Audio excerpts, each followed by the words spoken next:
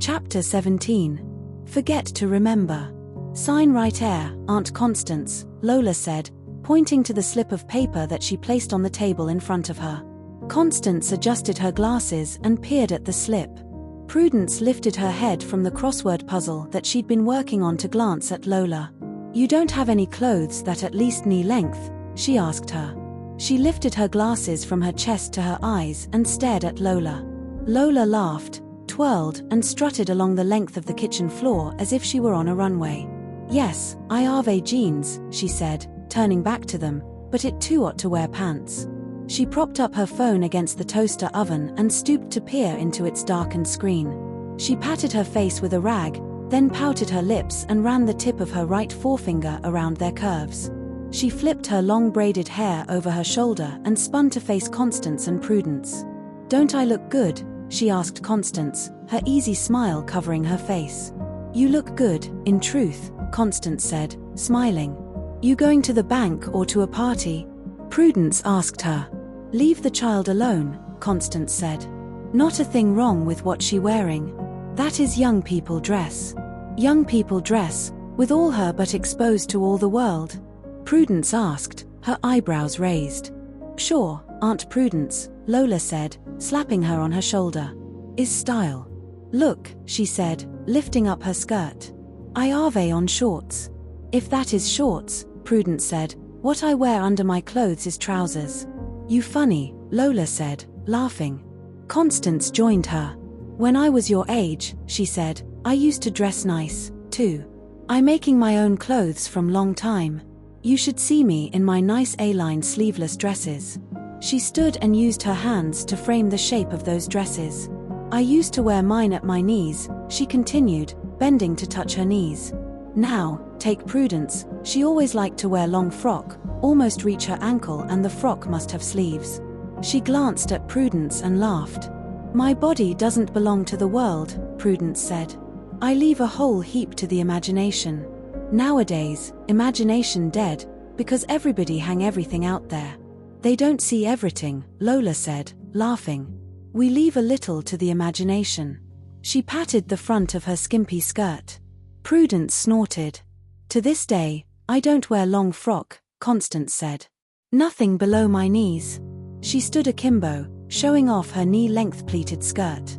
"Sexy, Aunt Constance," Lola teased. Constance giggled. "You would never catch Prudence in one of these," she said. "I would wear one," Prudence said. "But it would have to cover all my secrets, then some." "You mean trousers, then?" Lola said, laughing. "Don't worry. You sexy in your trousers, showing off you little bottom." "What?" Prudence exclaimed. "I not showing off a thing. My trousers certainly not tight." "You not showing off anything," Lola said, "but your trousers showing off your bumper." She used her hands to shape her butt. "Foolishness," Prudence said. "I need to get some bigger trousers. I must be putting on weight." Constance laughed. "Put on weight," she scoffed. "You straight as a pole. I wonder where all that food you eat go." "Don't minute what Aunt Constance say, Aunt Prudence," Lola said. "People say the same thing about me, too. Not all of us make to fat." Prudence smiled. She could trust Constance to make her feel good. "Time to go," Lola said. She took the slip from where she'd left it on the table and began to fold it, then stopped. "Come, Aunt Constance," she said. "You didn't sign the slip. Look." She pointed to the space where the signature should go. "Oh," Constance said. "I totally forgot to sign it. Give me the pen." "Come press on the table," Lola said, holding her hand. Constance straightened her glasses and picked up the pen. Her hand hovered over the paper as she stared at it. "What wrong, Aunt Constance?" Lola asked. "Just write your name right here." She touched the place on the slip where Constance should put her signature. Constance lowered her arm. The tip of the pen rested on the paper. Prudence and Lola stared at her. "You all right, Constance?" "I all right," Constance said. "What could be wrong with me?" She flexed her fingers and turned her attention back to the paper in front of her. "Look," Lola said, pointing to the paper. "I write the same thing that you always write. See the date here." Today is June 26th. And I write. Please give Lola Wilson the sum over leaf, and you should sign right here. Lola pressed her forefinger to the spot. Same as usual. You don't want me to collect it again? As if she'd had an epiphany, she sank into the chair across from Constance, her eyes and mouth wide open. Aunt Constance, she said, her voice oozing shock. You know that I'm not robbing you. She pouted and scraped her chair along the floor as she pulled it back from the table. If you don't want me to collect you pension, you could say so. Before Lola could continue, Prudence interrupted her. She didn't say you were robbing her, Lola. And I sat here and I didn't hear her tell you that she didn't want you to collect her pension. She didn't have to say so. Action speaks louder than words. Lola plopped back into the chair and folded her arms across her chest. Where I should sign again? Constance asked, seeming to be oblivious to the conversation at the table. Aunt Constance, Lola said, her tone long-suffering. You sign it every morn. Just sign right here. I remember that I sign it every month. They sat in silence as Constance studied the withdrawal slip. She moved the pen across the paper, leaving a thin wobbly line on the slip, then frowned. Something must be wrong with me today, she said, and allowed the pen to slip through her fingers. She leaned back in her chair and massaged her temples. You sick, Aunt Constance? Lola asked, and sprang to her feet to take over the job. We need to take Aunt Constance to the doctor, she said to Prudence. I'm not that sick, Constance said, and bent over the slip again. Lola bent over her and held her hand. Constance scribbled some symbols on the page, then tossed the pen aside. Look what you do, Aunt Constance. I arve to go fill out another slip all over again. Lola went to rummage in a drawer for another slip and returned to the table. She filled it out while Constance and Prudence watched her. The clock ejected the tune, Jingle Bells, then began to chime. The ping of each chime left a question mark in the room. The 9th ping faded into the scratching of pen on paper.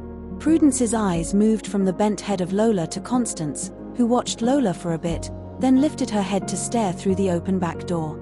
I done now, Lola said, pushing the paper to Constance. Sign here now. Constance picked up the paper and stared at it. It is the same teeing that was on the otter one I put on it, Lola said. Read it for yourself. Constance allowed the paper to fall to the table. I can't do it, she said, looking from Prudence to Lola, a slight frown on her face. What you mean, you can't do it? Prudence asked. I tell you. Lola exclaimed, her voice reeking conviction. I tell you. She don't want me to collect it for her. I will just go to my room and mind my own business. She attempted to stand. Sit down. Prudence snapped. Turning to Constance she asked, what happened? Why you can't sign the slip? You sign it every month. I don't know, Constance said, confusion evident in each word. She took up the pen and held it over the slip. Her fingers twitched but the pen didn't touch the page. She rested it on the paper and sighed. You don't remember how to write your signature? Prudence asked her. Constance didn't answer. You don't remember how to write your signature? Lola asked, emphasizing each word, her tone incredulous. That can't happen. She took Constance's hand and tried to guide it across the slip. Write the C like this, she said, as if she were helping a child who was just learning to write the letters of the alphabet. Constance's hand didn't move. Your signature is C. Lewis, Lola said. You write it like this. She wrote C. Lewis on a sheet of paper. C, she said, holding the paper up in front of Constance's face. Write it like this. Constance tried to write her signature. After a minute, she tossed the pen aside and closed her eyes.